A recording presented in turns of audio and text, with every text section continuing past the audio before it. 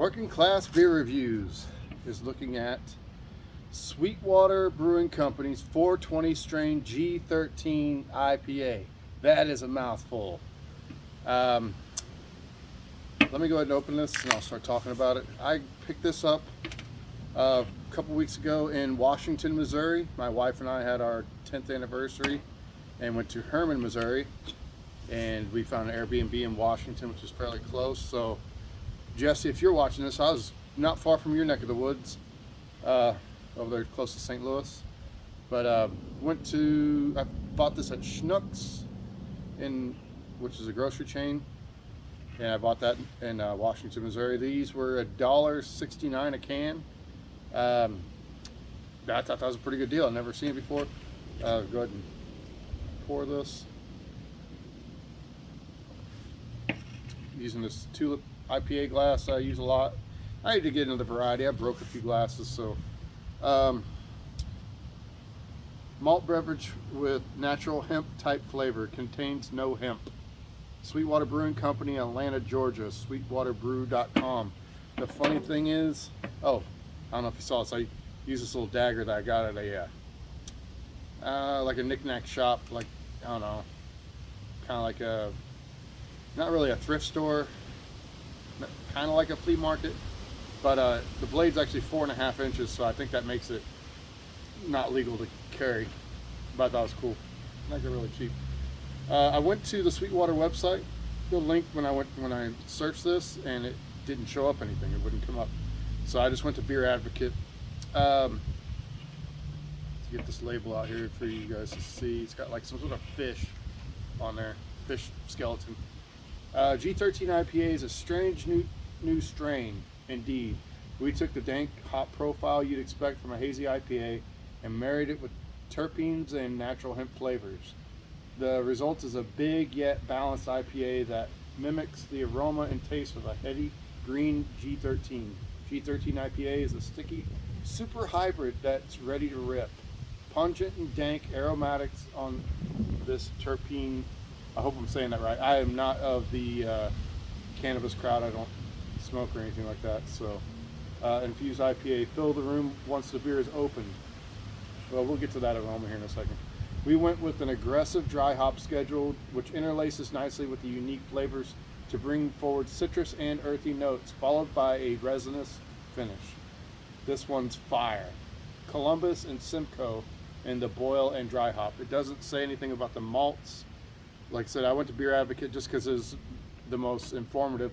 They rate 89 out of 100, so that's pretty good. 6% alcohol.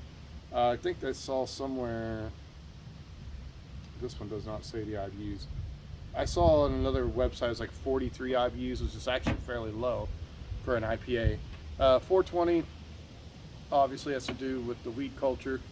You know, they wake up early in the morning at 4:20 and smoke, and 4:20 in the afternoon they smoke. G13 must be a strain of cannabis that, I don't know if it's something new, if it's old, whatever, but they're obviously naming this off of it. So what do we get? This is a 16 ounce can by the way. Check your dates, 1/27/24, so it's still in date, and it says Atlanta 11/45. So yeah, this is out of Atlanta, Georgia. I don't know if it's something widely distributed here in the Midwest. I've never seen it before.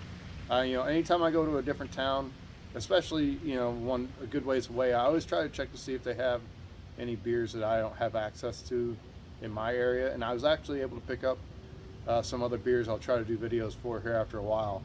Some of them are pretty neat, some are kind of mundane, but just hard to find. And I was like, well, why not, you know? So man, that head's sticking around really good. I don't know if it's the glassware, if that's just a, you know, how this particular brew works. Good head retention, so that's a positive. Let's take a smell.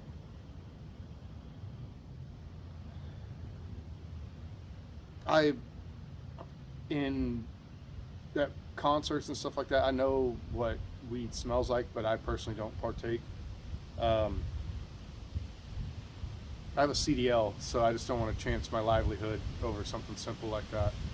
So, and I don't advocate for drinking and driving as well, or driving impaired, because it's just not worth it.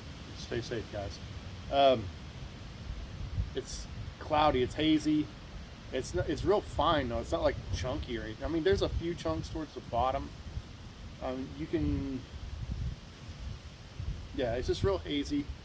Good amount of bubbles still coming up. So carbonation is good. 124. So I mean, I don't know when this was actually produced. I mean, what the shelf life was. So the best by date is 124. I know with IPAs, they want you to drink them as fast as possible if you want it to be as hoppy as possible. Over time, the hoppiness will degrade. Doesn't mean the quality of the beer will degrade, it just won't be as hoppy. But as I've mentioned in other videos, that's actually, the original design of IPAs was preservation for long trips. So let's take a sip.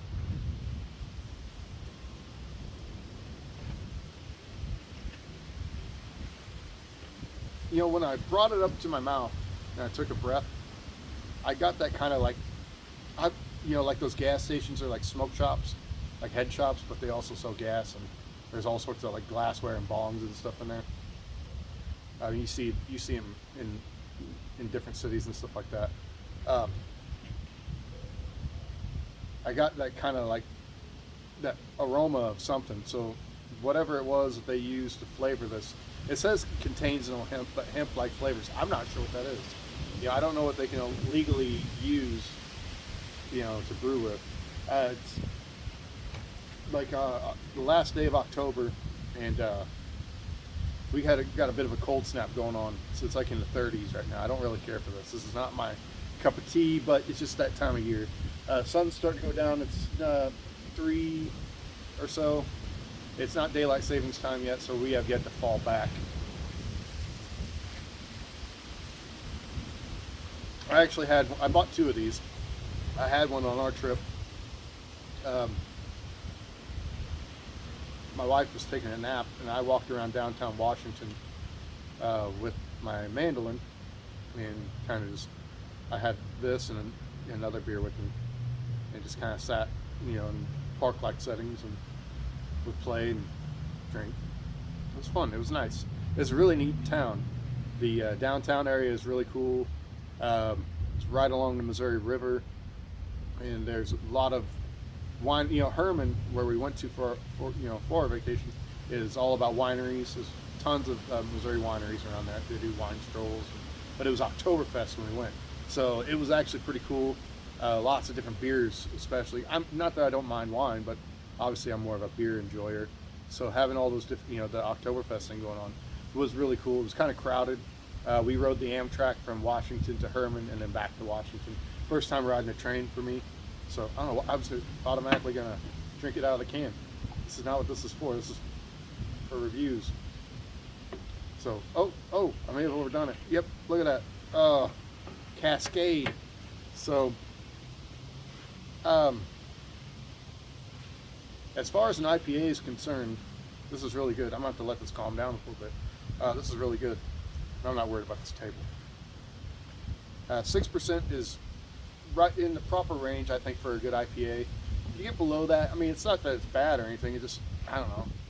For that hoppiness, you need that kind of strength, that malty strength to go with it. I want to say, I saw on another website, it was 180 calories and like 12 carbs. So it's not a light beer by any stretch of the imagination. So if you're calorie or carb conscious, this is not something you'll want to indulge in. I mean, you'll take up quite a bit of room on whatever you have for the day. But I guess I'll just have to go through the foam, huh?